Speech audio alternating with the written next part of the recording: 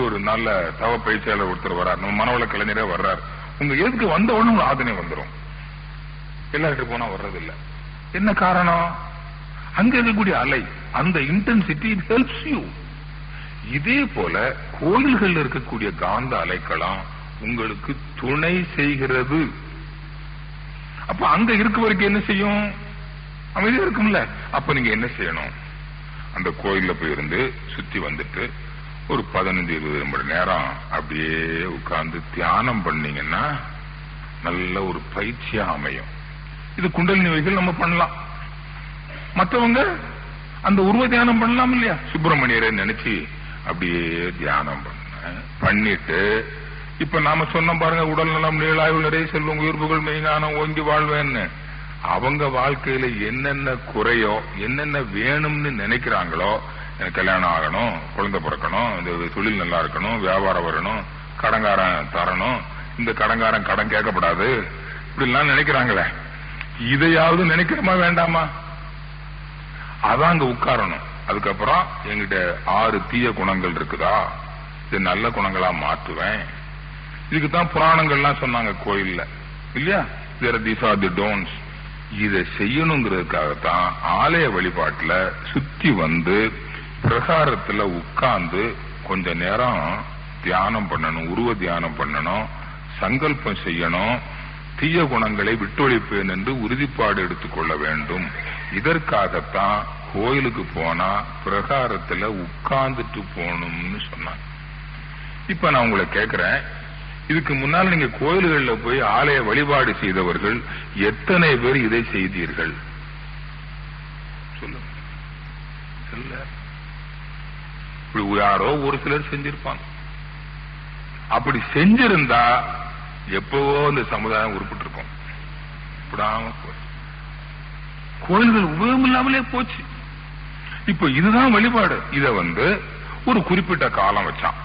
எல்லா நாளும் நீ கோயிலுக்கு போலான்னு சொல்லிட்டா எல்லாரும் கோயிலுக்கு போறாங்க. இப்போ நாம எல்லாம் வியாபாரம் பண்றோம், இவ்வளவு பேர் இருக்குன்னு வச்சுங்களேன். என்னைக்கு வேணாலும் கோயிலுக்கு போலான்னு சொல்லிட்டா, நான் ஒரு நாள் போவேன், இவர் ஒரு நாளைக்கு போவாரு, அவர் ஒரு நாளைக்கு போவாரு. ஆனா வியாபாரத்துல ஒருத்தருக்கு ஒருத்தர் தொடர்பு இருக்குன்னு வச்சுக்கோங்க, எப்படி வியாபாரம் நடக்கும்? அதனால என்ன பண்ணாங்க, அமாவாசை கோயிலுக்கு போற நாள், அமாவாசை, பௌர்ணமி, ஏகாதசி, மாத பிறப்பு, கிருத்திகை, நீ ஒரு குறிப்பிட்ட நாளை வச்சு இது கோயிலுக்கு போற நாள். அப்ப எல்லாரும் கோயிலுக்கு போயிடுவான்.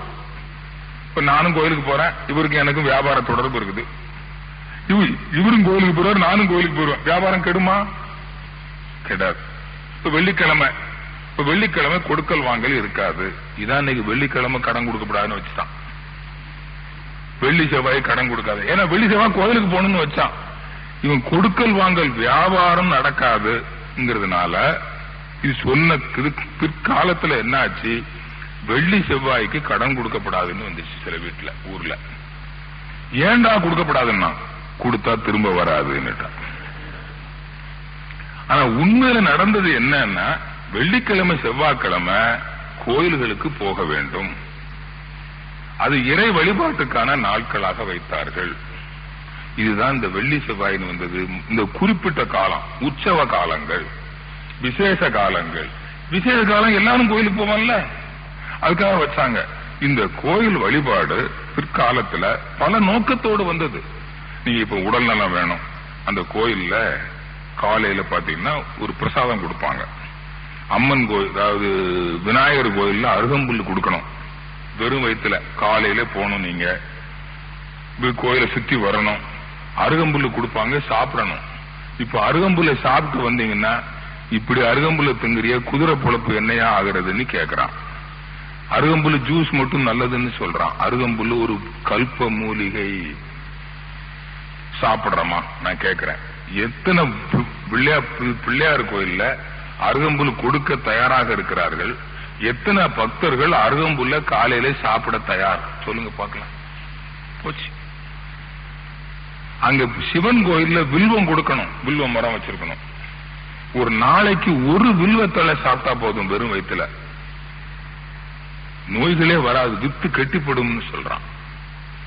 ஒரு நாளைக்கு 2 துளசி சாப்பிட்டா போதும், வெறும் வயிற்றுல கபமே வராது. வெறும் வயிற்றுல. அது கோயில்ல வச்சாங்க. இதுக்காகத்தான் வீட்டுல துளசி மாடம்னு வச்சாங்க. டெய்லி 2 துளசி எடுத்து சாப்பிடணும்னு. இப்ப துளசி மாடத்தை சுத்தி சுத்தி கும்பிட்டு விளக்கு வச்சு தண்ணி ஊத்திட்டு அதுல ஒரு விதை எடுத்து கொண்டையில சொருவிக்கிட்டு தான் போறமே ஒழிய, கோயில்ல கொடுத்தா காதுல வச்சுக்கிட்டு போவோம், வீட்டுல துளசி மாடத்துல புடிங்கி தலையில வச்சுக்கிட்டு போறமே ஒழிய சாப்பிட தயாரா இல்ல. சொல்லுங்க. அம்மன் கோயில்ல வேப்பலை கொடுக்கணும், கொடுக்காங்களா? கொடுத்தாக்க நீங்க சாப்பிடுவீங்களா? காலையில 2 வேப்பலை வெறும் வயிற்றுல. காலை சந்தி பூஜைக்கு பிரசாதம் வேப்பலை கொழுந்து கொடுக்கணும். இல்ல காலத்தால போச்சு. முருகன் கோயில்ல தும்பை பூ கொடுக்க வேண்டும், கொடுக்கறாங்களா? இதெல்லாம் காலத்தால இருந்ததுலாம் போச்சு. உடல் நலத்துக்கு வச்சாங்க. இன்னைக்கு அக்கு பிரஷர்னு ஒண்ணு சொல்றமே, கோயில் பிரகாரத்துல கல் பிரகாரத்தை வச்சு சுத்து 9 முறை சுத்து 18 முறை சுத்து சுத்தி சுத்தி வந்தாங்க வெறுங்கால. அக்கு பிரஷர் மலையில ஏற வச்சாங்க. டெய்லி காலையில மலை ஏறுறது. ஆஸ்மாலாம் வராது. இப்ப நாம மேல வரைக்கும் கார் போறதுக்கு ரோடு போட்டு, இல்ல இழுவை ரயில் விஞ்ச் காலையில இருந்து மத்தியானம் வரைக்கும் காத்து கிடந்தாவது விஞ்சில தான் போவோமே தவிர ஆலய வழிபாடு என்ன ஆகும்? பார், எத்தனையோ நோக்கத்தோடு உருவாக்கப்பட்டது உடல் நலத்திற்காக. விரத காலங்கள்னு சொன்னாங்க. லங்கனம் பரம ஔஷதம், இதான் விரதம். இவன் காலையில விரதம், மத்தியானம் வட பாயாசத்தோட சாப்பாடு, மூக்க முட்டை. இது பேரா விரதம்? அந்த விரதம் இருக்கிற போது உறுதிப்பாடு வரும். மனிதனுக்கு பசி வந்துட 10 பறந்து போகும்னா, அந்த பசியை தாங்குற உணர்வு வந்துருச்சுன்னா மனதுக்கு ஒரு உறுதி. அதான் விரதம் இருக்கணும்னா. இந்த பொருட்களை சாப்பிட மாட்டேன், காசிக்கு போனா கத்திரிக்காய் விட்டு வந்துடுறது. ஏதோ ஒரு பொருளை சாப்பிட மாட்டேன்னு சொல்றாங்க. ஏன்? அதை சாப்பிடாம இருக்கணுங்கிற ஒரு உறுதி. இந்த விரத காலங்கள்ல அதுவும் இல்ல, மனதை அமைதிப்படுத்துறதுக்கு இந்த மாமிச உணவு துணை செய்யாது. நம்ம சொன்னோம்ல, கோயிலுக்குள்ள போறீங்க, அங்க ஒரு அலை வருது, காந்த அலை திணிவு இருக்குது.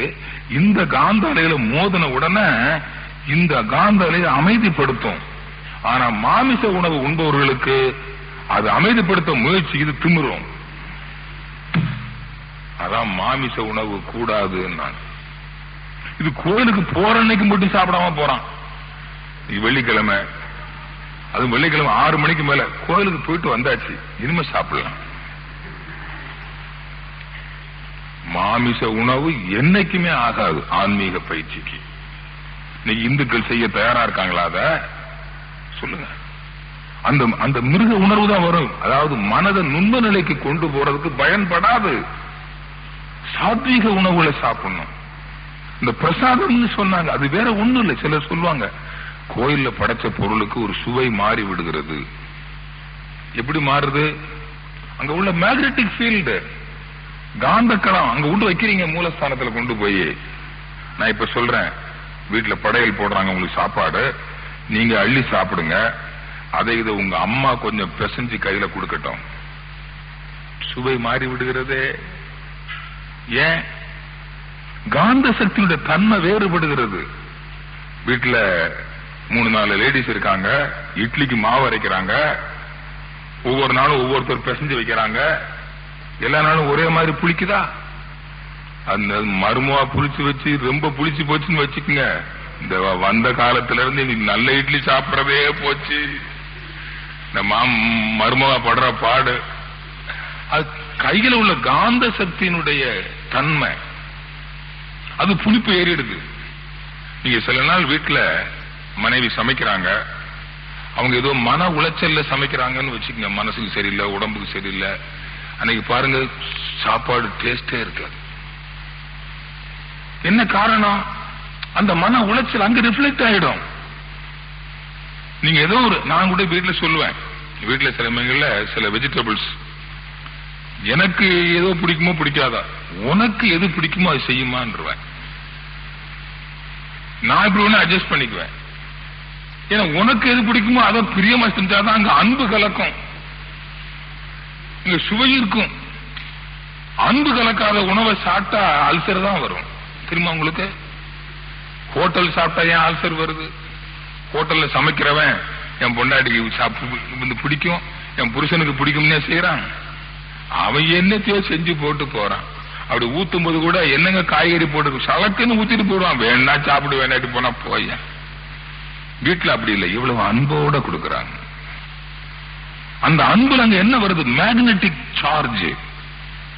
இதே போல அந்த கர்ப்ப கிரகத்துக்குள்ளால இருக்கக்கூடிய மேக்னெட்டிக் ஃபீல்டு, ஒரு இன்டென்சிட்டி, அது அங்க இருக்கக்கூடிய நீங்க படைச்சு வச்ச பொருட்கள்ல ஒரு மாற்றத்தை ஏற்படுத்துது. So you feel a change in the taste. உடனே ஆண்டவன் எடுத்து சாப்பிட்டிருப்பான் போல இருக்குது. அவன் எச்சி பட்டது இன்னும் சுவையா இருக்குது. எங்க சாப்பிட விட்டாது? இப்படி ஆவிய தானே காமிச்ச. குண்டக்குடி அடிகளார் சொல்லுவார், சாதத்தை வச்சு அந்த மூடி அப்படி திறந்து இத்தனோண்டு தான் கேப் இருக்கும், இப்படி இப்படி காமிச்சிட்டு சட்டக்குன்னு மூடும். அவர் சொல்லுவாரு, ஏன்பா ஒருவேளை அந்த ஆண்டவன் கை நீட்டி ஒரு பிடி எடுக்கலான்னு நீட்டி இருந்தான்னு வச்சுக்க, நீ சாத்திர வேகத்துல விரல் கட்டாயிடுமப்பா. சொன்னது யாரு? குன்றக்குடி அடிகளார். சிந்திக்கணும் நீங்க, இப்படித்தான் பண்ணலாம். அது இந்த பொருட்கள் எல்லாம் படிச்சு வச்சு அதுல ஒரு சுவை மாற்றம் இதெல்லாம் வருது. இது போல ஆலயங்கள்ல கொண்டு வழிபட உடலுக்கு நல்லது. அங்க போய் தோப்புக்காரனை போடுறோம், உடம்புக்கு நல்லது தானே. இப்ப நான் கேட்கிறேன், நீங்க விநாயகர் கோயில் முன்னால போய் நின்னு நாளையில இருந்து காலையில எழுந்து காதை அப்படி புடிச்சுக்கிட்டு நல்லா உட்கார்ந்து உட்கார்ந்து ஒரு 10 முறை எழுந்துறீங்க. நம்ம சுவாச பயிற்சி இருக்கு இல்லையா, நம்ம நுரையீரல் பயிற்சி, இங்க நுரையீரல் பின்னால்தானே இருக்குது, நல்லா விரியும். உட்கார்ந்து உட்கார்ந்து எழுந்து ஆஸ்மாவே வராது. இப்ப கோயில்ல நான் டிபார்ட்மெண்ட்ல தான் இருக்கிறேன், பாப்பேன் இதெல்லாம் தரிசனம் பண்றதெல்லாம் பாப்பேன். ரொம்ப வேடிக்கையா இருக்கும். சிலர் பாப்பாங்க, அந்த காதை கூட பிடிக்க கை வராதுங்க, வச்சுக்குவான், உட்கார்ந்து எழும்ப முடியாது.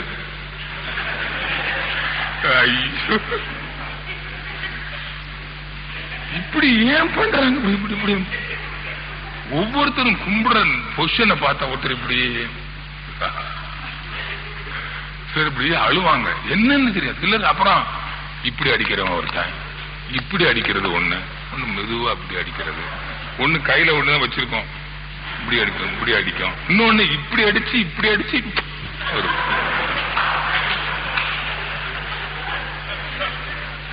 நான் கூப்பிட்டு கேட்பேன் சிலர், என்னங்க இப்படி ஏன் தட்டினீங்கன்னு கேட்பேன்.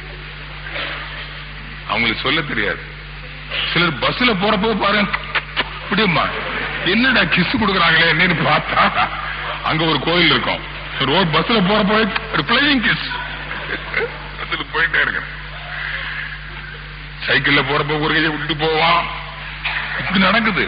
இது என்னன்னா வேற ஒன்னும் கிடையாதுங்க. ஒரு குழந்தை ஒரு தவறு செய்து இன்னும் பெற்றோர் கூப்பிட்டு அந்த குழந்தைக்கு அறிவுரை சொல்றாங்க, அம்மா இனிமே செய்ய மாட்டியா, செய்ய மாட்டோமா, கன்னத்துல போட்டுக்க, தப்பு தப்பு தப்பு தப்பு தப்பு. இதுதான் இறைவா, நான் இவ்வளவு நாள் இத்தனை தப்பு பண்ணிட்டாப்பா, இனிமே பண்ண மாட்டேன்ப்பா. கிறிஸ்டியன்ஸ் போய் அவன் கன்ஃபஸ் பண்றான். இது போல நீங்க உங்க கோயிலுக்கு தெய்வத்துக்கு முன்னால நின்று, முருகா நான் பண்ண மாட்டேன், இவ்வளவு அடிச்சுட்டு சொல்றான், நான் என்ன பாவம் பண்ணுனேன், என்னை ஏன் இப்படி போட்டு சோதிக்கிற, போன வருஷம் உனக்கு பொங்கல் வச்சேனே, வஸ்திரம் எடுத்து கொடுத்து நன்றி கேட்ட முருகா, உனக்கு தேரா இழுக்கணும். ஓஹோ, இறைவன் தேர் இழுக்க சொல்றான். போன வருஷம் 1 பவுன்ல ஒரு நகை பண்ணி போட்டேன், 9 பவுன்ல கேட்கறான் போல இருக்கு. இது என்ன அர்த்தம்? கிடையவே கிடையாது. நல்ல தெளிவா புரிஞ்சுக்கங்க. அப்ப அந்த ஆலய வழிபாட நம்ம உண்மையில உணர்ந்து செஞ்சோமா? இல்ல. அங்க போய் இருந்துகிட்டு காப்பு சொல்றோம், அருள் காப்பு.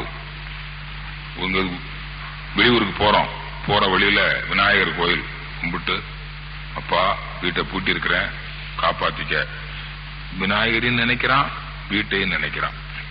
மனம் காப்பு போடுது, ப்ரொடெக்ஷன். இங்க விநாயகரை நினைக்கிற போது மனம் ஒருநிலைப்படுது, அங்க நினைக்கிறான். வயல்ல விவசாயம் செய்ய போறப்போ, நான் விவசாயியா இருந்த போது வீட்டை சொல்லுவாங்க, டேய் போற வழியில அந்த சாமி கருப்பராய சாமிய கருப்பு சாமியை கும்பிட்டு போடா. கருப்பு சாமின்னா அதான் காவல் தெய்வம். கருப்புசாமி காவல் தெய்வம். அது போற வழியில இருக்கும். போய் கும்பிட்டு விதை நெல்லாம் இறக்கி வச்சு, நெல் விதைக்க போறேன், நீதான் காப்பாற்றணும், அறுவடை பண்ண பிறகு உனக்கு பொங்கல் வைக்கிறேன், கிடா வெட்டுறேன், நீ வேண்டிக்கிட்டு போவோம். ஒவ்வொரு தரம் போறப்பெல்லாம் செருப்பு கழட்டி கும்பிட்டு போறோம். போறப்பெல்லாம் என்ன நினைக்கிறோம், திக்கற்றவனுக்கு தெய்வமே துணை. வயல்ல கொண்டு போய் விளைச்சி போட்டாச்சு, நோய் நொடி இல்லாம இருக்கணும், மழையில வந்து அழிஞ்சிடக்கூடாது, பயிர் நாசமாயிடக்கூடாது, நல்லபடியா அறுத்து வீடு வந்து சேர்க்கணும், இடையில இவனால அறுத்துட்டு போயிடக்கூடாது, கடைசி வரைக்கும் காப்பாற்றணுங்கிறதுக்கு இங்க ஒரு காப்பு போடுறோம், அருள் காப்பு. அப்ப இங்க அந்த கருப்பராயன்னு நினைக்கிறேன், வயலையும் நினைக்கிறேன், போறப்போ நினைக்கிறேன், வர்றப்போ நினைக்கிறேன். அறுவடை பண்ண உடனே கருப்பராயனுக்கு பொங்கல் வைக்கிறேன். இப்ப எல்லாருமே சேர்ந்து வைக்கிறோம். அறுவடை முடிஞ்ச உடனே கொஞ்ச காலம் நிலத்துக்கு ஓய்வு இருக்கும். அந்த காலத்துல அப்பதான் பண்டம் ஈகை பண்டிகைன்னு பேரு. அந்த பண்டத்தை கொடுப்பது பிறருக்கு. அறுவடை முடிஞ்ச பிறகுதான் பொருட்களை கொடுப்பாங்க. அதுக்குரிய காலம். அப்போ உறவினர்கள் நண்பர்கள் எல்லாரும் கூடி, நான் ஒரு ஊர்ல இருக்கிறேன், பக்கத்து ஊர்ல என் தங்கச்சி இருக்கிறா, அந்த ஊர்ல என் தம்பி இருக்கிறான். அப்போ ஒவ்வொரு ஊருக்காரங்களும் அந்தந்த ஊர் கோயிலுக்கு காவல் தெய்வத்துக்கு ஒவ்வொரு நாள் விசேஷம் வச்சுக்குவாங்க. இந்த வெள்ளிக்கிழமை இங்க, அந்த வெள்ளிக்கிழமை அங்க, அடுத்த வெள்ளிக்கிழமை அங்க. அப்ப இந்த வெள்ளிக்கிழமை எங்க வீட்டுல நடக்கும்போது என்ன செய்வோம், அவங்களெல்லாம் கூப்பிட்டு ஆடி பாடி மகிழ்ந்து, எந்நேரம் சாப்பிடுறது கூழோ கஞ்சோ குடிச்சோம். அன்னைக்கு நமக்கு விருப்பமான சாப்பாடு பலகாரங்கள் போட்டு எல்லாரும் புது டிரெஸ் போட்டுக்கிட்டு ஆடி பாடி மகிழ்ந்து இருக்குமா இல்லையா? இதுதான் ஆலய வழிபாட்டுல வந்து. இதுல வந்து என்ஜாய்மெண்ட். நீங்க வந்து உயிர் வாழ்றது மட்டும் இல்ல, யூ மஸ்ட் என்ஜாய். ஆடி பாடி மகிழணும். அது கச்சேரிகள், ஆடல் பாடலும் வேணும், வாழ்க்கை தத்துவங்கள், புராணங்கள், அந்த இதிகாச கதைகள் சொல்றாங்க, நாடகங்கள் போடுறாங்க. இதெல்லாம் போடுறாங்களே கோயில்ல. இந்த நல்ல கருத்துக்களை கேட்கணும், ஆடி பாடி மகிழ்ந்து இருக்கணும். இதுக்கு வந்தது. அது ஒரு 6 நாள் 7 நாள் விழா நடக்கும். ஏன்? பொருட்களை வாங்குறதுக்கு விற்கிறதுக்கு வியாபாரம். நெல் அறுவடை பண்ணியாச்சு, நமக்கு தேவையானது மரச்சாமான்கள் வேணும், இரும்பு சாமான் வேணும், பாத்திரங்கள் வேணும், துணி வகைகள் வேணும். அப்ப இதை கொடுத்துட்டு அதை வாங்குறோம். ஒரே நாள்ல வாங்க முடியுமா? ஒரு 7 நாள் திருவிழா. அப்ப ஒவ்வொரு நாளும் செலவை ஒவ்வொரு வியாபாரிகள் ஏற்றுக்கொள்றாங்க. இன்னைக்கு மரச்சாமான்கள் வியாபாரிகள் ஒரு கச்சேரி, நாளைக்கு இரும்பு சாமான்கள் வியாபாரிகள் எல்லாம் சேர்ந்து ஒரு கச்சேரி வைக்கிறாங்க. மக்களை கூட்டுறாங்க, ஆடி பாடி மகிழ்ந்து இருக்கிறாங்க. இது போல வந்ததுதான் கோயில்ல திருவிழாக்கள். அது ஆலய வழிபாடுங்கிறது இன்னைக்கு எதுக்கு நடந்துகிட்டு இருக்குதுன்னு நல்லா பாருங்க. வெறும் சடங்கு, ஏதோ வேண்டுதல், பிரார்த்தனை. அந்த பிரார்த்தனைகள்ல எல்லாருக்கும் வேண்டது நினைக்கிறது இல்ல. யார் இந்த பிரார்த்தித்து தான் செயல்ல இறங்குறாங்களோ அவருக்கு உண்டு. ஒரு வியாபாரம் பண்றவன் கல்லாப்பட்டி சாவியை கொண்டு போய் போற வழியில அம்பாள் பாதத்துல வச்சு டெய்லி பூஜை பண்ணிட்டு அர்ச்சகர் ஒரு பொட்டலம் விபூதி கொடுக்கிறாரு, ஒரு எலுமிச்சம்பழம் கொடுக்கிறாரு. அதை கொண்டு போய் கல்லாப்பட்டியில போட்டு நம்புறான், அப்படி பூஜை பண்றான், எனக்கு வியாபாரம் நடக்கும், நான் அம்மனை தரிசனம் பண்ணிட்டு வந்திருக்கிறேன். இவனு வியாபாரம் பண்றான், முயற்சி செய்யறான், முன்னேற்றம் வருது. உடல்நலம் வேணும்னு வேண்டான். யாரு உடல்நலம் வேணும்னு அதுக்காரிய காரியத்தை செய்கிறார்களோ அவர்களுக்கு தான் நன்மை வருது. உடல்நலம் வேணும்னு கோயில்ல கும்பிட்டு காலையில 8 மணி வரைக்கும் தூங்கினா எப்படி வரும்? காலையில எழுஞ்சி வாக்கிங்காவது போகணும்ல, இப்படி செய்யணும். அப்படி கோயில்களிலே போய் வேண்டி ஒரு சிலர் யார் முயற்சி செய்தார்களோ அவர்களுக்கு நடக்கிறது. அந்த முயற்சிக்கும் ஒரு காரணம் முன்வினை.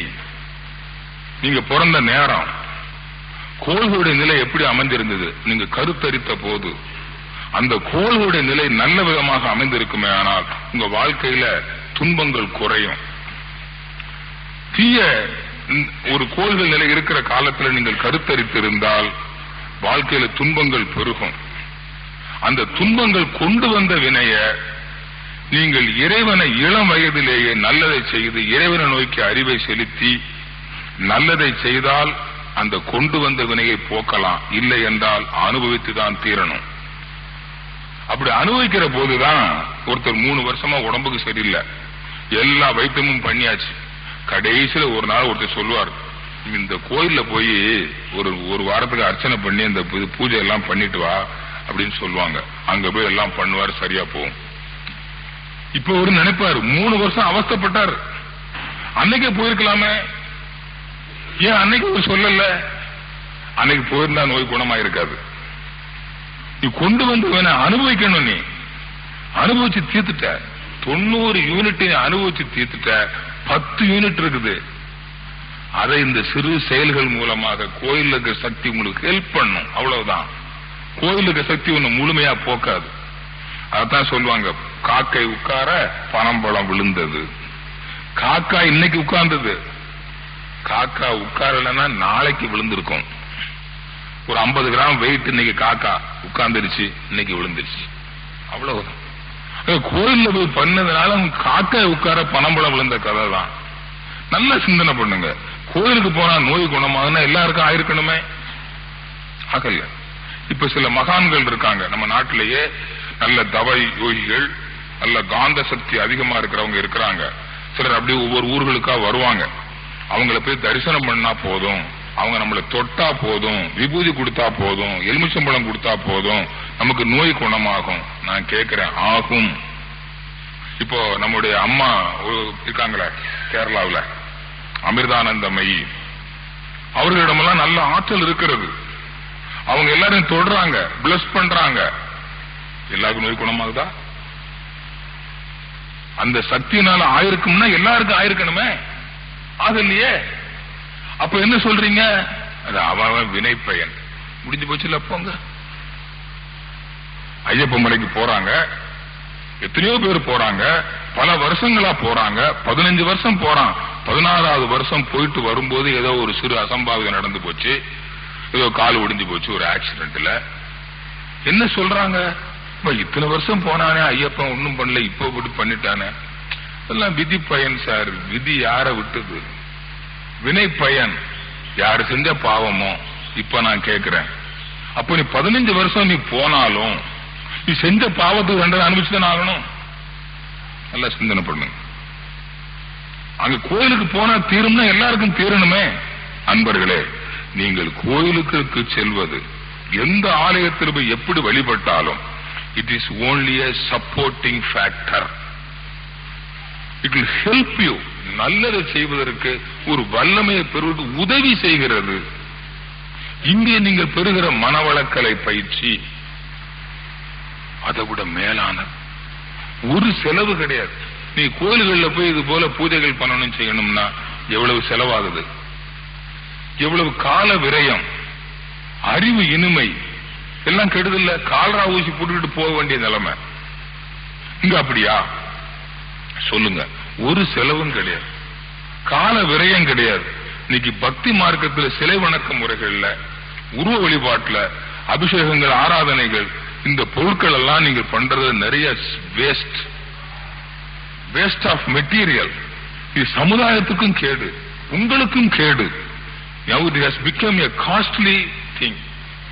அது மட்டும் இல்ல, சேவ் ஆயில், சேவ் இந்தியா லாரியில் எல்லாம் எழுதியிருப்பான். நான் பாக்குற போலாம் நினைப்பேன், என்னமோ இந்த இந்தியா கடல்ல மூழ்கிற மாதிரியும், இந்தியாவை காப்பாத்துங்கள், எண்ணெயை சேமியுங்கள் சொல்ற மாதிரி இருக்கும். ஆனா இந்த எண்ணெய எந்தெந்த வகையில நம்ம வீண் செலவும் பண்றோம் தெரியுமா? அங்கிங்க அப்படி எங்கும் நிறைந்த கடவுளை, நம்மளே இருக்கக்கூடிய தெய்வத்தை காண முடியாமல் தெய்வத்தை தேடி மோட்டார் வாகனங்களிலேயும் ரயிலையும் மனிதனும் சுற்றி திரிந்து ஒரு வருடத்தில் எவ்வளவு பெட்ரோல் டீசல் செலவு. இந்த ஒண்ணு நிறுத்தினீங்கன்னா நம்ம நாட்டில் உள்ள இந்த fuel problem you can solve. நீ மனவளக்கலையில என்ன செலவு சொல்லுங்க உங்களுக்கு? இப்படி இதெல்லாம் வேஸ்ட் இல்லையா? அறிவு இனிமை கெட்டு போய்விட்டது. அங்க குண்டம் இறங்குறான் ஏன், அலை குத்துறான் ஏன், பாத யாத்திரை போறான் ஏன்? வலிமை. நான் பிறகு இருக்கிறேன், ஆத்தா எனக்கு ஒண்ணும் பண்ண மாட்டா, நான் நெருப்பில் இறங்குவேன், அளவு குத்துவேன், பாத யாத்திரை போவேன். பாத யாத்திரை போறவன் கால் புண்ணாகி போச்சு. அன்னைக்கு பாக்குறேன், செருப்பு போட்டு வந்திருக்கிறாங்க. கால் புண்ணாகி போனா என்ன பண்றதுன்னு செருப்பு கையில தூக்கியாச்சு. காலில் இந்த அட்டைப்பெட்டி அட்டைய சணல் வச்சு கொறுத்து காலில் கட்டிக்கிட்டு நடக்குது. பாவமா பொத்துக்கு இப்படி இப்படி நடக்குது. சிலது போறதுக்குள்ளால பஸ் அடிபட்டு செத்து போகுது. ஆனா அப்பமும் இத்தனை கிலோமீட்டர் நடக்குது. ஏன்? மனதுக்கு ஒரு வலிமை. இந்த வலிமையை கொண்டு நல்லது செய்யணும். இந்த வலிமையை கொண்டு அவர்கள் என்ன கேட்கிறார்கள்? எனக்கு பொருள் வேணும், புகழ் வேணும், அதிகாரம் வேணும், புலனின்பம் வேணும், நான் நல்லா இருக்கணும், அடுத்தவன் கேட்டு போகணும், பக்கத்து வீட்டுக்காரன் நாசமா போகணும்னு கேட்கிறவன் நிறைய பேர் இருக்கிறான். அதான் ஒரு கதை சொல்லுவாங்க, ஒரு இறைவனை வேண்டனானா, இறைவன் காட்சி கொடுத்தானா, பக்தா என்ன வர வேண்டும், என்ன வர வேணுமோ கேளு தர்றேன், ஆனா ஒரு கண்டிஷன், உனக்கு கொடுப்பதில் 2 பங்கு உன் அண்டை வீட்டாருக்கு கொடுப்பேன், சம்மதம்னா கேளுன்னு. யோசனை பண்ணா, நான் எனக்கு ஒரு கார் வேணும்னு கேட்டா அவனுக்கு 2 கார் கொடுத்துருவான், எனக்கு ஒரு வீடு வேணும்னு கேட்டா அவனுக்கு 2 வீடு கொடுத்துருவான், எனக்கு 1 கோடி வேணும்னு கேட்டா அவன் 2 கோடி கொடுத்துருவானே, இவனுக்கு பொறுக்கல. யோசனை பண்ணா, என்ன பக்தா யோசிக்கிறாய், கொஞ்சம் இருப்பா யோசிக்கிறேன் சொல்லிட்டு எனக்கு ஒரு கண்ணு போகணும்னு கேட்டானா. அப்ப கடவுள் கேட்டாராம், ஏன்பா இப்படி கேட்கிற, பக்கத்து வீட்டுக்காரனுக்கு 2 கண்ணும் போகும் இல்லையா, இதுல உனக்கு என்ன லாபம்னா, அவன் 2 கண்ணும் தெரியாத கபோதியா கஷ்டப்படுறத நான் ஒரு கண்ணாலேயாவது பார்த்து ரசிப்பனே. இந்த மாதிரி நான் கோயில்களில் பார்த்திருக்கேன், சிலர் வருவாங்க, ஆத்தா இப்படி நிக்கிறியே, என்ன இப்படி அநியாயம் பண்றானே பக்கத்து வீட்டுக்காரன், அவன் எப்ப நாசமா போவான், இப்படிலாம் வாய் விட்டு சொல்றவன் நான் எத்தனையோ பேரை கேட்டிருக்கேன். கோயில்களில் பில்லி சூனியம் ஏவெல்லாம் வைக்கிறாங்களே, எங்க வைக்கிறாங்க? அந்த மந்திரம் சொன்னோம் பாருங்க, இதுல மாந்திரீக முறைன்னு ஒண்ணு இருக்குது. அடுத்த சப்ஜெக்ட் கேரளா அண்ட் ஒரிசா, இந்த 2 தான் நம்ம நாட்டுல மாந்திரிகவாதிகள்.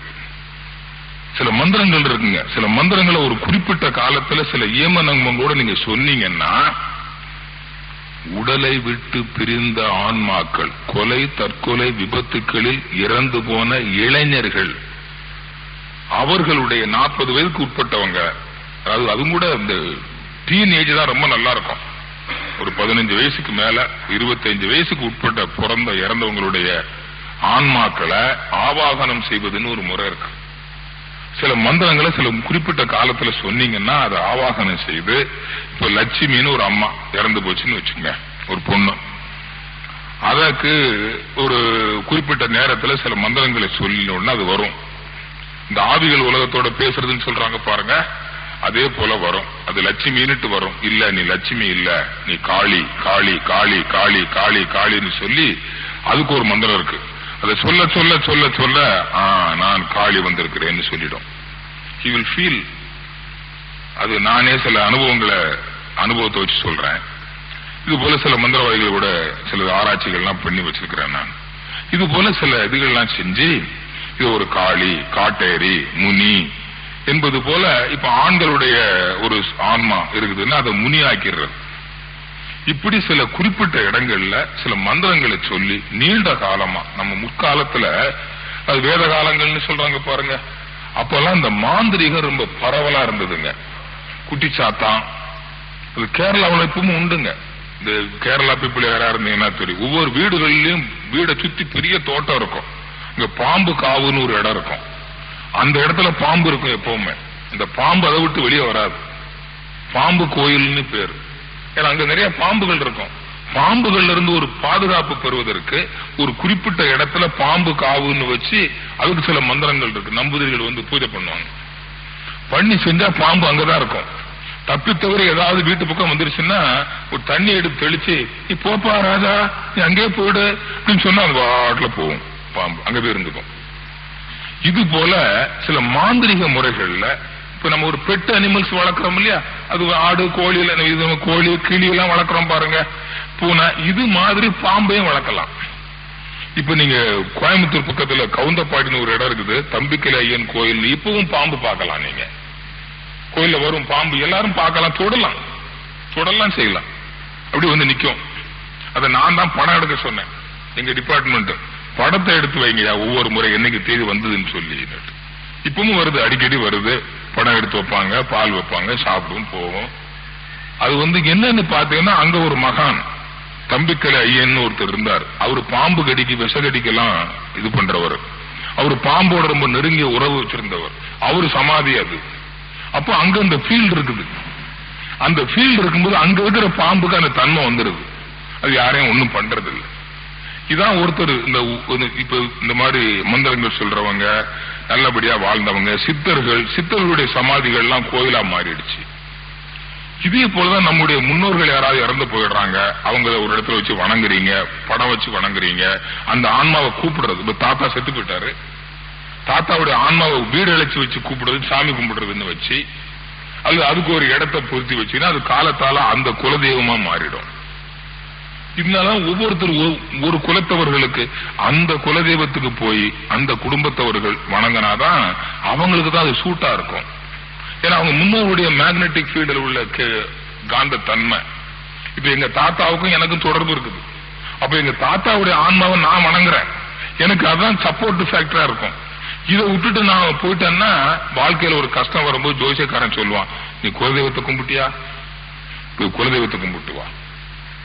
ஏன்? அந்த ஃபீல்டு எனக்கு சப்போர்ட், உதவி செய்யும், ஹெல்ப்ஸ் யூ. இதுதான் குலதெய்வ வழிபாடு முறைகள். இதே மாதிரி இந்த பில்லி சூனியம் எல்லாம் வைக்கிறதுக்கு இந்த இறந்து போன ஆன்மாக்களை சில இடங்கள் ஆவாகனம் செய்து, இதான் தேவதை வழிபாடு முறைகள். அந்த மாதிரி தேவதைகள் வழிபாடு முறைகளை இப்ப கோயில் அங்காளம்மன், பரமேஸ்வரி, காட்டேரி, கருப்பராயன் எல்லாம் வைக்கிறது பாருங்க. இது பேரு தான், அது அவ்வளவு சோல்கள் தான். இது குட்டிச்சாத்தான்னு ஒண்ணு இருக்கும், குட்டிச்சாத்தான ஆக்குறதுன்னு சொல்லி குட்டிச்சாத்தான் சாத்தான்னு இருக்குது. அதுக்கு ஒரு மந்திரம், இதுக்கு ஒரு மந்திரம் இருக்கு. ஒரு சோலை ஆவாகனம் பண்ணி வச்சுட்டீங்கன்னா அதுக்கு கோழி கொடுக்கறது, ஆடு கொடுக்கறது, இன்னென்ன பொருட்களை பயன்படுத்தி அந்த மேக்னெட்டிக் ஃபீல்ட ஒரு கேரக்டரைஸ் பண்றது. இது நீங்க தொடர்ந்து வருஷம் கொடுத்துக்கிட்டே இருக்கணும் அந்த குறிப்பிட்ட நாள்ல. அப்பதான் அந்த ஃபீல்டு சார்ஜ் ஆகும். ஒரு வருஷம் கொடுக்கலன்னா அவருடைய பவர் குறைய ஆரம்பிக்கும். இதுதான் வருதா அதே ஒரு குறிப்பிட்ட காலத்துல இந்த கோயில்னா இந்த மாதம் இந்த திதியில தான் இந்த விசேஷம், இந்த நேரத்துக்கு தான் பண்ணணும். இது தொடர்ந்து அதே மேக்னெட்டிக் ஃபீல்டு விஷயம். எப்படி தெரியுமா உங்களுக்கு? இப்ப நான் சொல்றேன், மல்லிகைப்பூ மாலையில மலருது, தாமரைப்பூ காலையில மலருது. மாமரம் பூக்கணும்னா அதுக்கு ஒரு பர்டிகுலர் மந்த். ஏன்? ஒவ்வொரு தாவரங்களும் ஒவ்வொரு மாதத்துல தான் பலனை கொடுக்குது. ஏன்? இந்த பிளானட்ஸுக்கும் அதுக்கு சம்பந்தம் இருக்குது. எந்த ராசியில பூமி சுத்திக்கிட்டு வருது, இந்த 12 ராசியில அதுக்கு தகுந்த சேஞ்ச் வருது. இதே மாதிரி மேக்னெட்டிக் ஃபீல்டுக்கும் இது ஒரு பெரிய சயின்ஸுங்க. நான் இப்ப உங்களை சுருக்கமா சொல்றேன். அது அந்த குறிப்பிட்ட சில நாட்களை தேர்வு செய்து அவங்க ஒரு வகையான ஃபீல்டு அந்த வேவ்ஸ் கொடுக்கறாங்க, கொடுத்ததை கண்டாமினேட் பண்றாங்க. இப்போ இந்த கோழி ஆடு வெட்டுற கோயில்கள்ல தான் புள்ளி சூனியம் ஏவல் வைக்கிறதுக்கு தகடு எழுதி வைப்பான். முருகன் கோயிலையும் விநாயகர் கோயிலையும் சிவன் கோயிலையும் தகடு வச்சு ஏவல் பண்ண முடியாது, ஒர்க் பண்ணாது. ஏன்னா அது ஒரு துர்தேவதைன்னு சொல்லு, அதுக்கு தகுந்தாப்புல சார்ஜ் பண்றீங்க. இப்ப மனிதர்களே நல்லவர்கள் இருக்கும், கெட்டவர்கள் இருக்கோம் இல்லையா? இதுதான் இந்த காட்டேரி, காவல் தெய்வம், குல தெய்வம், இந்த மாதிரி வேண்டுதல் ஸ்தலங்கள் இன்னும் வந்தது. சித்தர்கள் வாழ்ந்திருக்கிறாங்க. சித்தர்களுடைய சமாதி அடைந்த இடங்கள்ல அங்க ஒரு நல்ல ஃபீல்டு இருக்கும். இப்ப பழனி, இப்ப உங்க ஊருக்குள்ள இருக்கும் சித்தர்களுடைய சமாதி. அந்த கோயிலுக்கு நல்ல பவர் இருக்கும். அங்க கும்பாபிஷேகமே தேவையில்லை. ஏன்னா அவங்க உடம்புல உள்ள சக்தி அங்க இருக்குது. அவர்கள் வாழ்ந்த இடமா இருந்தா கூட போதும். இப்ப சொல்லுவாங்க சுந்தரர் பாடல் பெற்ற ஸ்தலம், சுந்தரர் இந்த சிவன் கோயிலுக்கு வந்துட்டு போனாரு. அவர் வந்துட்டு போனாருனாலே அவர் அங்க கொடுத்த அந்த மேக்னெட்டிக் ஃபீல்டு அங்க இருக்குது. இப்ப மகரிஷி இங்க வந்துட்டு போனாங்கன்னா, மகரிஷி வந்த போது இங்க இருக்கக்கூடிய காந்த களத்துல அவர் கொடுத்த சக்தி இங்க இருக்குது, எப்பவும் இருக்கு. நீங்க இத்தனை பேர் வந்திருக்கீங்க, நீங்க கொடுத்த சக்தி இங்கதான் இருக்குது. இது தொடர்ந்து மக்கள் வரதான் கூட்டம் கூடும். இதுக்காகத்தான் கோயில்கள்ல மக்களை கூட்டினாங்க விசேஷ காலங்கள்னு சொல்லி, திருவிழா காலங்கள்னு சொன்னாங்க. மக்கள் கூட கூட கோயில சக்தி கூடிக்கிட்டே இருக்கும். மக்கள் குறைய குறைய குறைய வவ்வால் தான் தொங்கும். அப்ப கோயிலுக்கு சக்தி எங்க இருந்து வந்தது சொல்லுங்க? இப்போ மக்களால தான் வந்து. கோயில் இருக்கிற சக்தி நமக்கு ஒரு சப்போர்ட்டிங் ஃபேக்டர். இந்த மகரிஷி இப்ப என்ன பண்ணாங்க, நீ இவ்வளவு சிரமப்படவே வேண்டாம், எல்லாம் உங்ககிட்டே இருக்குது. இப்ப நீ கூட நான் வரும்போது ஒரு தவம் பண்ணி இப்படி கையை இப்படி வச்சு, அது என்ன, இங்க இருக்கிற காந்த சக்தியை வாங்குவதாக ஒரு பாவனை முஸ்லிம்ஸ் பண்ணுவாங்க. அப்படியே பண்ணும். நீங்க இப்படி கையை இப்படி தூக்குனீங்கனால மேக்னெட்டிக் ஃபீல்டு ரிசீவ் பண்றத பார்க்கலாம். இது ஒரு சிஸ்டம். இங்க நமக்கு அப்படி இல்லை. அப்படியே இங்க வச்சு உடல் முழுதும் வாங்குங்களேன். இப்ப நான் சொன்ன அழுப்பாட்டு உடலிலேயே உயிரிலேயே அலையலையா பார்த்து நிரம்புகிறது. இப்ப வாங்காதா? கையில தான் வாங்கணுமா? அது ஒரு சிஸ்டம் வச்சாங்க. நீங்க உடல் முழுதும் வாங்குங்க. இங்க மென்டல் ஃப்ரீக்வன்சியை குறைக்கிறீங்க, உடனே சார்ஜ் ஏறும். இதுதான் கலை, இதுதான் ஆலய வழிபாட்டுல வந்த முறைகள். இப்போ இது போக இன்னும் இந்த சில கேட்டாங்க ராகு காலம் யமகண்டம். இப்போ ஒருத்தர் கேட்டாங்க அபிஷேகம் எல்லாம் பண்றது எதுக்கு சொன்னாங்க. இப்ப சொல்லிட்டேன். ராகு காலம் யமகண்டங்கள்லாம் இந்த ராகு கால ராகு கேது காலம்னு ஒண்ணு இல்லை. அதாவது ஒரு நாள்ல ஒரு குறிப்பிட்ட நேரத்தை எல்லாரும் ராகு காலம்னு ஒண்ணு சொல்லி இப்ப இன்னைக்கு ராகு காலம் காலையில 7 to 9. இந்த 7 to 9 கும்பகோணத்தில் இருக்கிறவங்க எல்லாம் ராகு காலத்துல பொருள் ஈட்டக்கூடிய காரியங்களை செய்யாம எல்லாரும் இறைவனை நினைச்சு ஒரு தியானம் போட்டா எப்படி இருக்கும் சொல்லுங்களேன்? அதுக்காக வந்ததுதான் ஒரு ஃபீல்டு, நல்ல ஃபீல்ட உருவாக்குறதுக்கு. இதுதான் காலத்தால என்னாச்சு, ராகு காலத்துல துர்கைக்கு பூஜை பண்றதுன்னு வந்துச்சு. அப்ப ராகு காலத்துல செவ்வாய்க்கிழமை துர்கைக்கு பூஜை பண்ண 3 to 4 எல்லாரும் அதே வேலையை செய்வாங்க. அப்ப எல்லாரும் சேர்ந்து செய்யறப்போ ஒரு சக்தி பெருக்கம் ஏற்படும் இல்லையா? நம்ம எல்லாரும் காலையில 6 மணிக்கு தவம், மாலையில 6:30 மணிக்கு தவம். எங்க இருந்தாலும் நீங்க வீட்டுல இருந்தா கூட இங்க தவம் பண்றாங்கன்னா வைப்ரேஷன் வருதா இல்லையா? இதே போலதான் இது ராகு காலம். யமகண்டம்ங்கிறது நீங்க இந்த அலை இயக்கத்துல ஒவ்வொரு நாளும் கண்டிருக்காங்க. அதாவது இங்க பாத்தீங்கன்னா இந்த கோள்கள்ல பாவ கிரகங்கள்னு சொல்றாங்க இல்லையா? அப்படி ஒண்ணுமே கிடையாதுங்க. ஏன்னா இப்ப நான் முதல்ல சொன்னேன், உலகே இன்பமயம், இயற்கையில் இன்பம் நிறைந்திருக்கிறது. அப்ப எப்படி பாவ கிரகம் வரும்? சனி பாவமா? இல்லவே இல்லை. நான் உதாரணம் சொல்றேன். வாஷிங் சோடா நல்லதா கெட்டதா? நல்லது. எதுக்கு? தரையில இருக்க அழுக்க போக்குறதுக்கு. உடம்புல போட்டு தேய்ச்சா பிச்சிரும். அப்ப வாஷிங் சோடாவை இறைவன் எதுக்கு வச்சா? தரையில இருக்க அழுக்க போக்குறதுக்கு, உடம்புல இருக்க அழுக்க போக்குறதுக்கு இல்ல. சனி கிரகத்தை எதுக்கு வச்சான்னு தெரியுமா? நம் பாவத்தை போக்க. 8ல சனி வருது கோச்சாரத்துல. எல்லாருக்குமா 8ல சனி வந்த உடனே துன்பம் வந்தது? 7 சனியில எல்லாருமே கஷ்டப்படுறான். 7 நாட்டு சனியில இல்லையே. ஏன்? யாரிடம் பாவம் இருக்கிறதோ அவன் துன்பப்படுகிறான். அழுக்கு போக்கணும்ல. அப்ப சனி என்பது பாவக்கோள்னா என்ன அர்த்தம்? நம்முடைய பாவத்தை போக்க வந்த கோள். நல்லா புரிஞ்சுக்கங்க. அது பாவக்கோள். சனி இல்ல. சனி ஈஸ்வரன், தெய்வம் சொன்னாத. நல்லா புரிஞ்சுக்கங்க. அப்ப கெட்ட கோள்கள்னு ஒண்ணும் கிடையாது. ஆனா அந்த அலை இந்த பூமியில வாழக்கூடிய மக்களில இங்க இருக்கிற பாவத்தை போக்கணும். அதுக்கு ஒரு இந்த அலை இயக்கத்துல ஒவ்வொரு நாளும் சில சமயங்கள்ல அலை மோதுவதை போச்சு இந்த பஞ்சாங்கம் இருக்குங்க. இந்த பஞ்சாங்க முறைப்படி வரக்கூடிய அலை நல்ல காரியங்களை செய்யக்கூடிய ஒரு இந்த ஹோரைன்னு ஒண்ணு இருக்கு. இந்த ஹோரையை மட்டும் பார்த்து செயல்பட்டீங்கன்னா போதும். அதுக்கு மேல நீங்க ஒன்னும் பார்க்கவே வேண்டாம். சுப ஹோரைகள். இன்னைக்கு என்ன கிழமை? ஞாயிற்றுக்கிழமை. ஞாயிற்றுக்கிழமை சூரிய உதயத்திலிருந்து 1 மணி நேரம் சூரிய ஓரை. இது எப்படி கணக்கு வச்சாங்கன்னு யாருக்கும் தெரியல. என்னமோ வச்சிருக்கிறாங்க. இப்ப இதுக்கு நான் இதையும் ஆராய்ந்து பார்த்தேன். இது எப்படி வந்துருச்சு சூரிய ஓரன்? இப்ப சூரிய ஓரை இருக்குது, அது நல்லது இல்ல.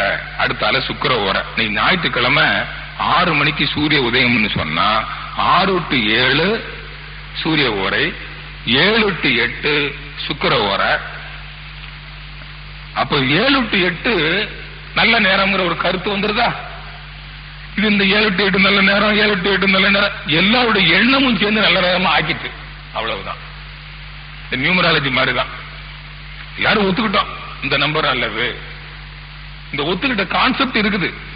ஆனா இன்னைக்கு என்ன கிழமை, என்ன டேட்டு, இது யாரு கணக்கு? அஸ்ட்ராலஜில கணக்கு வச்சு அஸ்ட்ரானமி கணக்கு போட்டு பாத்தீங்கன்னா நான் சொன்னா நீங்க நம்பவே மாட்டீங்க. இன்னைக்கு இந்த கிழமையும் கிடையாது, இந்த டேட்டும் கிடையாது. எல்லாம் கிறிஸ்துவுக்கு பின்னால டேட் வச்சுங்க. என்ன கணக்கு? இப்ப டேட்டை மாத்தினா கிறிஸ்துமஸ் டேட் மாறி போடும். ரோமாபுரியில அங்க அவர் போப் ஜான் பால் ஒத்துக்க மாட்டேங்கிறாரு. புரியுமா உங்களுக்கு? யூஎன்ஓல இந்த அஸ்ட்ரானமிக்கல் பொசிஷன் எல்லாம் கால்குலேஷன் தப்பு இப்ப இருக்கிறது. ஏதோ சம் டேஸ் பேக்ல வருது. இதை மாத்தணும்னு சொல்லி போனா கிறிஸ்துமஸ் டேட் மாறி போயிடுது. ரோம் ஒத்துக்க மாட்டேங்குது, அதனால அமெரிக்கா பேசாம இருக்குது யூஎன்ஓல. இந்த டேட் எல்லாம் ஒண்ணு ஒரு மண்ணாங்கட்டியும் கிடையாதுங்க. இன்னைக்கு எத்தனாம் தேதி? இன்னைக்கு 11. இன்னைக்கு 11 ஒத்துருக்கீங்க, அவ்வளவுதான். நம்ம எல்லாரும் சேர்ந்து இன்னைக்கு 11 2ஆம் நம்பர் கூடிய எஃபெக்ட் ஒத்துக்கிட்டீங்க. உங்க எல்லாருடைய எண்ணமும் சேர்ந்து 2ஆம் நம்பர் கூடிய எஃபெக்ட் வருது. That is numerology and nothing more. இதே போல வாஸ்து சாஸ்திரங்கள். இப்ப அம்மா ஒருத்தர் கேட்டாங்க, இந்த வாஸ்து சாஸ்திரம்ங்கிறது என்ன நினைக்கிறீங்க? நம்ம சொன்ன கோயில் கட்டுற மாதிரி இத்தனைக்கு அறை இருந்து கேட்டனா அங்க ஒரு மேக்னெட்டிக் ஃபீல்டு, நல்ல ஒரு அலை இயக்கம் வரும். ஆனா நீங்க கெட்டவரா இருந்து உங்களுக்கு பாவ நேரம் செஞ்ச பாவத்துக்கு தண்டனை வரணும். 8ல சனி வந்தாச்சு, சனி திசையும் வந்தாச்சு. எந்த வாஸ்து சாஸ்திரம்க்கு போடு கட்டின வீடா இருந்தாலும் தாங்க. நீங்க நல்லவரா இருக்கிறீங்க, இப்ப நல்ல திசை நடக்குது, வாஸ்து சாஸ்திரப்படி இந்த வீட்டுல இருக்கவே கூடாதும்பா. நீங்க போய் இருந்தீங்கன்னா உங்களை ஒன்னும் பண்ணாது. நல்லா புரிஞ்சுக்கணும். It is only a supporting factor. அதுல போய் ரொம்ப மூழ்கிடாதீங்க, ஒரு சப்போர்ட்டா வச்சுக்கணும். சாமிக்கு அருட்காப்பு சொல்லி ஆச்சுட்டு ரோட்ல கண்ணை மூடிட்டு வண்டி ஓட்டினா என்ன ஆகும்? சாமி அருட்காப்பு சொல்லிட்டாரு, வாழ்க வளமுடான்னு சொல்லிட்டாரு, இஷ்டத்துக்கு ஓட்டுவேன். தாங்கவே தான். இந்த வாஸ்து சாஸ்திரப்படி இந்த நோட்ல பெரிய செல்வந்தர்கள், ஜமீன்தார்கள், ராஜாக்கள் வாஸ்து சாஸ்திரப்படி வீடு கட்டலையா, பங்களா கட்டலையா? அவங்க எல்லாம் எங்க? ஆளே காணும். இதெல்லாம் ஒரு சப்போர்ட் தான். இந்த பேர் வைக்கிறது, நியூமராலஜி, இதெல்லாம் ஒரு சப்போர்ட்டிங் ஃபேக்டர். நேம் வச்சா நல்லதுதான். நியூமராலஜி படி பேர் வைங்க, ரொம்ப நல்லது. சாமிஜியே சொல்லுவாங்க, இட் கிவ்ஸ் an effect. ஏன்னா அந்த இப்போ என்ன வேத சுப்பையான்னு கூப்பிடுறீங்க, சுப்பையான்னு கூப்பிடுறதுக்கும் வேத சுப்பையான்னு கூப்பிடுறதுக்கும் வித்தியாசம் இருக்கு. இந்த வைப்ரேஷன் சேஞ்ச் நான் சொன்னேன் இல்லையா? தாலாட்டு பாடினா ஒண்ணு, போர் முரசு அடிச்சா ஒண்ணு, முக்காலே முக்காப்பிலானா ஒண்ணு. அந்த mechanical, electrical and chemical changes பாடியில வரும். அதனால சில மந்திரங்களை சொல்றதை கேட்டா நோய் தீரும், சில நோய்கள் வரும். ஓம் நமசிவாய, ஓம் நமசிவாய, ஓம் நமசிவாயன்னு சொன்னா எவ்வளவு பெரிய தொழிலதிபரா இருந்தா கூட டெய்லி கம்பெனிக்கு போவான், வேலை பார்ப்பான், சம்பாதிப்பான், சிவனையும் கும்பிடுவான், ஞானமும் வரும். இல்ல சிவாய நம ஓம், சிவாய நம ஓம் சொன்னா, ஓம் நமசிவாய, ஓம் நமசிவாயன்னு சொன்னா கொஞ்ச நாள் கழிச்சு கம்பெனிக்கு போறதுக்கு விருப்பம் இருக்காது, தொழில் நசிந்தே போகும். ஞானம் வரும், சோத்துக்கு சட்டி தூக்கிடுவான். ஞானம் வரும், சோத்துக்கு என்ன பண்ணுவான்? தொழில் செய்ய மாட்டான். போற இடத்துல பொருள் துறையில முன்னேற்றமே வராது. அதான் சிவாய நம சிந்தித்திருப்போருக்கு அபாயம் ஒரு காலம் இல்லையா? நமசிவாய மந்திரம் சொல்லப்படாது, சிவாய நம சொல்லணும். இந்த ஒவ்வொரு சொல்லையும் மாத்தி மாத்தி சொன்னாலே என்ன வைப்ரேஷன் வரும்னு ஒரு இருக்காத மந்திரங்கள். இதே போல உங்களுடைய பெயர் மாற்றம், வீட்டுக்கு ஒரு பெயர் வைக்கிறது, உங்களுக்கு ஒரு பெயர் வைக்கிறது, இதெல்லாம் ஒரு சப்போர்ட்டிங் ஃபேக்டர்ஸ். இது சப்போர்ட் பண்ணும். எதுக்கு? நீங்க நல்லது செய்யறதுக்கு. பேரை வச்சுக்கிட்டா மட்டும் வந்துடாது. சொல்லுவேன், நானும் பேர் வச்சிருக்கிறேன், நானும் ராசிக்கல் மோதிரம் போட்டேன், எனக்கு ஒத்து வரல, எனக்கு இந்த ஊர் மாரியம்மன் தான் ரொம்ப இஷ்டம், அந்த ஊர் மாரியம்மன் எனக்கு ஒத்து வராது. என்ன காரணம்? நீ மனதில் நினைக்கிறது ஒண்ணு, அங்க இருக்கக்கூடிய ஃபீல்டு இந்த ஃபீல்டுக்கு ஒரு சம் சேஞ்ச் இருக்கும். நாம ஒருத்தருக்கு ஒருத்தர் வேறுபாடு இருக்குது இல்லையா? ஒவ்வொருத்தருடைய காந்த சக்தி வேறுபடுது இல்லையா? சொன்ன மாமியாருக்கு ஒரு காந்த சக்தி, மருமகளுக்கு ஒரு காந்த சக்தி. இதே போல அந்த மாரியம்மனுக்கு ஒரு காந்த சக்தி, இந்த மாரியம்மனுக்கு ஒரு காந்த சக்தி. உன்னுடைய காந்த சக்திக்கு இந்த மாரியம்மன் ஒத்துக்குது, அவங்க இருக்குது அந்த மாரியம்மன் ஒத்துக்குது. இதுதான் பல தெய்வங்கள் வழிபாடு முறைகள் வந்தது. பிரார்த்தனை ஸ்தலங்கள், கோயில்களுக்கு போறது, இப்ப நடபாதை போறான், நெருப்புல இறங்குறான், மன உறுதி, இவ்வளவுதான், வேற ஒண்ணும் கிடையாது. இப்ப விளக்கேத்துறது எதுக்கு கேட்கிறேன்? காலையில மாலையும் விளக்கேற்றணும். ஏன் சொன்னாங்க? இதுக்கு காலையில மாலையிலும் கோயில திறந்து வச்சாங்க. நாம ஏன் காலையில ஒரு தரம் மாலையில ஒரு தவம் பண்ணணும் செஞ்சோம்? விளக்கேற்றி வச்சு இறைவனை வணங்கணும்னு சொன்னான். அந்த விளக்கேற்றுறது எதுக்கு? அங்க ஒரு பெரிய தத்துவம் இருக்கு விளக்குல. விளக்கை ஏற்றி வெளியே அறிமின். விளக்கு எரியும் போது பாருங்க, நெருப்பு உள்ளுக்குள்ள கருப்பா இருக்கும். அங்க ஒரு நூல் எடுத்து கிராஸ் பண்ணீங்கன்னா நெருப்பு பிடிக்காது. அப்புறம் பிளேம், இங்க வெளிச்சம். இது சத்து, இது சித்து, இது அனந்தம். சத்து சித்து அனந்தங்கிற ஒரு பெரிய தெய்வீக தத்துவத்தை விளக்கேற்றி வச்சு அறியணும். விளக்கேத்தி மாமியார் பக்கம் விளக்கு மருமக பக்கம் விளக்கு 2 பேரும் சண்டை போட்டுட்டு ஒரு தெருவில் உட்கார்ந்துருந்தா என்ன அர்த்தம் சொல்லுங்க? வீட்டுக்கு விளக்கேத்தி வைக்க ஒரு பொம்மனை வேணுமா? எதுக்கு ஆம்பளை வச்சா எரியாதா? எதுக்கு விளக்கேத்தி வைக்கிறீங்க? விளக்கு ஏற்றி வச்சா அது உண்மை. விளக்கேற்றி வச்சு இறைவனை வணங்கணும்னு சொன்ன. இந்த குத்து விளக்கு வச்சிருக்கிறீங்க மேல, நான் காலையில வந்தோன்னு பார்த்தேன், மேல அன்னப்பச்சியை வச்சுட்டாங்க, விவரம் தெரியாம வச்சுட்டான். உண்மையில அங்க ஓம் போட்டிருக்கணும், அங்க இருக்குது ஆழியாறுல. ஆதி எனும் பரம்பொருள் மெய் எழுச்சி பெற்று 5 பஞ்சபூதங்கள் ஆச்சு. அதுதான் இந்த பிரபஞ்சம். காந்தத்தில் வந்து முடிந்து விட்டது. ஆ கூட்டல் ஊசி கொண்டு ஓ. அகண்டாகாரம் பூரணம், கீழே பேஸ் அகலமா இருக்கு. அங்க இருந்து எழுச்சி பெற்றது தண்டு 5ஆக மலர்ந்தது. மேல வந்தது ஓம். காந்தத்துல வந்து முடிஞ்சு போச்சு. இந்த குத்து விளக்கை ஏற்றி வச்சு இந்த உண்மையை உணர்ந்து கொள்ளணும்னு சொல்லி பிள்ளைய கல்யாணம் பண்ணி கொடுக்கற போய் குத்து விளக்கு வாங்கி அம்மாக்காரி பிள்ளைய கொடுத்து விட்டா. உங்க மாமியா கேப்பா, உங்க அம்மா உனக்கு குத்து விளக்கு கொடுத்தாளா? கொடுத்தா. எங்க வச்சிருக்கிற? இங்க இருக்குது. ஏத்து விளக்க. என்னைக்கு பிடிச்ச கேடு. எத்தனை பேரா நினைச்சீங்களா? குத்து விளக்கு ஏத்து வச்சு இந்த இயற்கை தத்துவத்தை யாராவது உணர்ந்தீங்களா? சொல்லுங்க. ஏன் குத்து விளக்கு கொடுத்தார்கள்? ஒண்ணுங்கிட்ட அவ்வளவு பெண்டம். அவ்வளவு குத்து விளக்கையும் கொண்டு போய் கடையில போட்டா புத்தளை பழைய புத்தளைக்காக ஆகும். ஒருத்தர் வீட்டுல வச்சுக்கிட்டு என்ன செய்ய போறீங்க? இப்ப இதெல்லாம் அவசியம் தானான்னு பாரு. ஒரு உண்மையை விளக்க வந்தது. அதே போல இப்ப ஒண்ணு சொல்றாங்க, அங்க வந்து சிவன்மலைன்னு ஒரு கோயில் இருக்குது கொங்கு நாட்டுல. அங்க அந்த ஒவ்வொரு முறையும் ஏதோ ஒரு பொருளை வச்சு பூஜை பண்ணுவாங்க. இப்ப ஏதோ வெள்ளை துணியை வச்சு பூஜை நடக்குதாம். அதனால வெள்ளை புடவை கட்டுற நிலைமை வரும் நிறைய பெண்களுக்கு. ஆம்பளைங்க எல்லாம் செத்து போடுவாங்க அப்படின்னு ஒரு கான்செப்ட். அப்படி ஆண்களுக்கு ஒரு பாதுகாப்பு வேணும்னு பெண்கள் வீட்டுல விளக்கேற்றி வச்சு வணங்கணும்னு ஒரு கருத்து கொண்டுட்டாங்க. இது இப்படியே பரவிச்சு. போன வருஷம் முழுதும் பச்சை புடவை பச்சை ஜாக்கெட்டு, பச்சை புடவை பச்சை ஜாக்கெட்டு, பச்சை புடவை பச்சை ஜாக்கெட்டு, பச்சை புடவை பச்சை ஜாக்கெட்டு, பச்சை புடவை பச்சை ஜாக்கெட்டு, பச்சை புடவை பச்சை